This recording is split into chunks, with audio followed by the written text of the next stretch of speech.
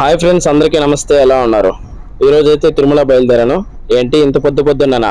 అవును, పూర్తి వివరాలు చెప్తాను, వీడియో లాస్ట్ వరకు చూడండి. ఈరోజు అయితే శ్రీవారి మెట్ల మార్గం ద్వారా తిరుమల వెళ్ళాలనుకుని బయలుదేరేశాను. మంగాపురం ఆర్చ్ దగ్గర టెంపుల్లోనే కార్ పార్క్ చేసేసాను. ఎందుకంటే ఇక్కడ కూడా శ్రీవారి మెట్ల దగ్గర చేయొచ్చు, బట్ వాళ్ళు ఈవినింగ్ 6 వరకునే ఉంటారు, తర్వాత గేట్స్ క్లోజ్ చేస్తారు. అక్కడైతే టెంపుల్లో 9 వరకు ఉంటారు అనమాట, నైట్ మనకి ఇబ్బంది ఉండదు. సో ఇక్కడికి వచ్చిన తర్వాత చూడండి, టికెట్స్ అయితే ఇస్తున్నారు. ఖచ్చితంగా ఆధార్ కార్డు ఉండాలి.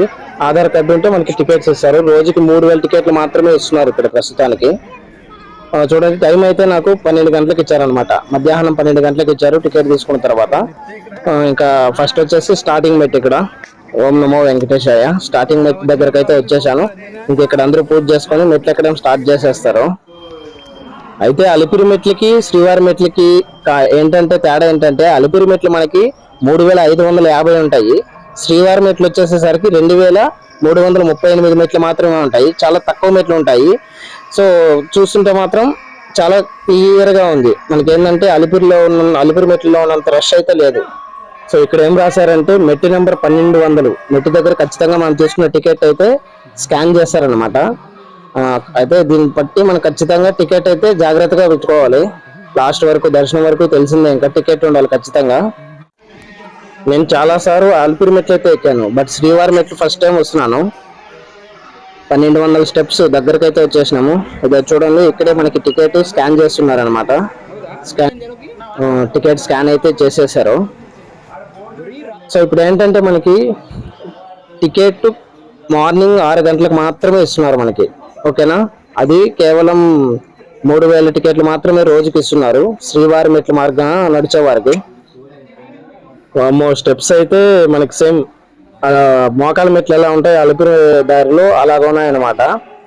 చివరికైతే వచ్చేసాం ఇప్పుడు. ఇదేంటి కొండెక్కేసి దర్శనం పోకుండా ఎలా తిరుగుతున్నాం అనుకుంటున్నారా? మనకి ఇచ్చింది 12 గంటల టైం వచ్చేసి రిపోర్టింగ్ టైం. మధ్యాహ్నం 12 గంటలకి 12 PM అనేది రిపోర్టింగ్ టైం అనమాట. సో అంతలోపు ఏం చేయాలనేసి అలా వచ్చి తిరిగేసి తిరుమల అందాలు చూసినాము. టైం అయితే దగ్గర పడింది, 11 అవుతుంది ఇప్పుడు. మేము అప్పుడే అడిగాము అక్కడ, టికెట్ చూపిస్తే వాళ్ళు మీరు ½ అవర్ ముందు రండి, మీకు 12 గంటలు ఇచ్చారు కదా మధ్యాహ్నం, ½ అవర్ ముందు రండి అని చెప్పారు. సో అందుకోసం అలా వెళ్ళేసి అలా తిరిగేసి వస్తున్నాం అనమాట. సో చూడండి, క్యూ లైన్ దగ్గరికి అయితే వచ్చేసాము. ఇక్కడ ఏంటంటే ఇంకా ½ అవర్ టైం ఉందనేసి మొత్తం రోడ్డు మీద అంతా ఇలా వెయిట్ చేస్తున్నారు. ఇంకా అక్కడ గేట్స్ తీస్తేనే కదా క్యూ లైక్ ఎంటర్ అవుతాం. ఇప్పుడైతే మనకి 11:30 అయింది. క్యూ గేట్స్ అయితే ఓపెన్ చేసేసారు. క్యూ లైక్ ఎంటర్ అయిపోయాం అనమాట. ఇక్కడ వచ్చేసి మనకి లగేజ్ కౌంటర్, బ్యాగు ఫోన్ ఏదైనా ఉంటే ఇక్కడ లగేజ్ కౌంటర్లో వేసేయచ్చు ఫ్రీగా మనము. సో 11:30కి లోపలికి వచ్చాము, 3:30 బయట వచ్చేసాం. అంటే 4 గంటల్లో దర్శనం అయిపోయింది.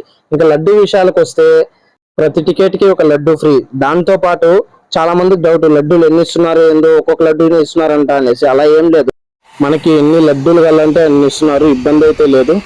సో ఇది ఫ్రెండ్స్, ప్రస్తుతం తిరుమల దర్శనము, టికెట్, లడ్డు వివరాలు అయితే ఇది. అర్థమైంది అనుకుంటా నేను చెప్పింది.